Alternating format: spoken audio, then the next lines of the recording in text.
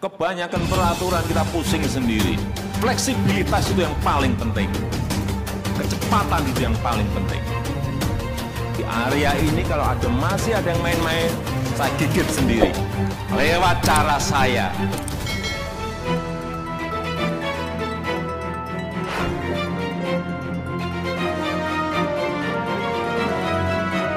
Assalamualaikum warahmatullahi wabarakatuh. Salam, salve, Om Swastiastu, Namo Buddhaya, salam kebajikan. Teman-teman, sebelum menonton video ini silakan klik tombol subscribe dan juga like. Terima kasih.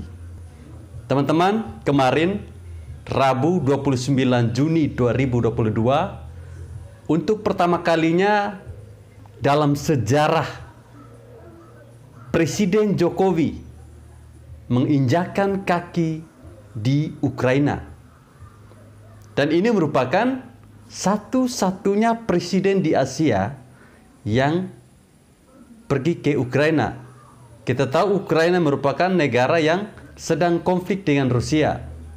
Jadi kemarin setelah tiba di Ukraina, Presiden Jokowi akhirnya bertemu dengan Presiden Ukraina Zelensky.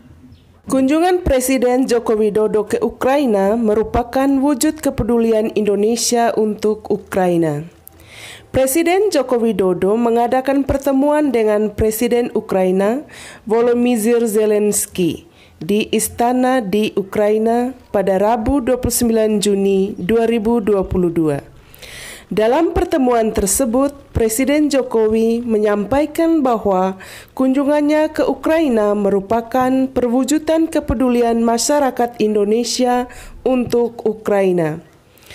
Presiden Jokowi menegaskan posisi Indonesia mengenai pentingnya penghormatan terhadap kedaulatan dan integritas wilayah.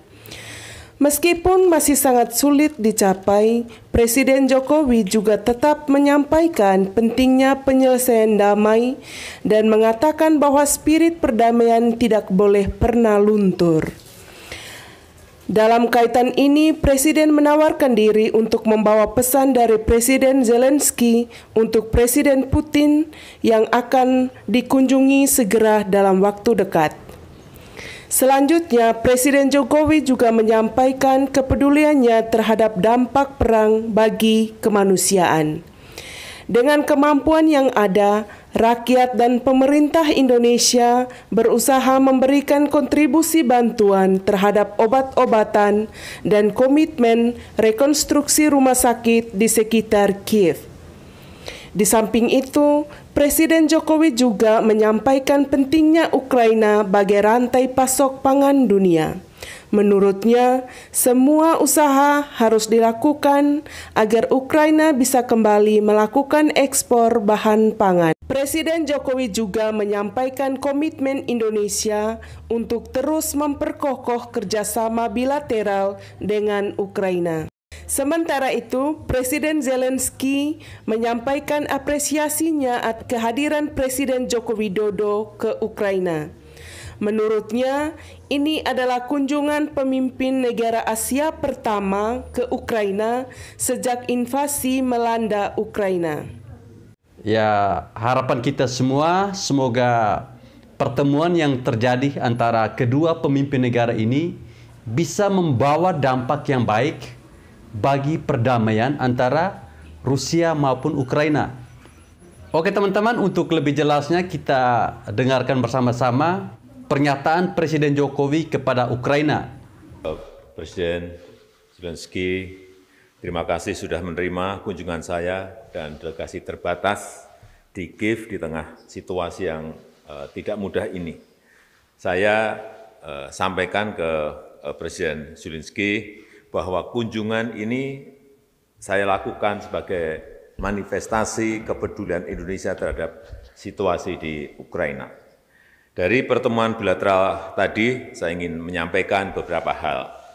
Yang pertama, saya sampaikan kembali undangan saya kepada Presiden Zelensky secara langsung untuk berpartisipasi dalam KTT G20 yang akan diselenggarakan bulan November tahun ini di Bali.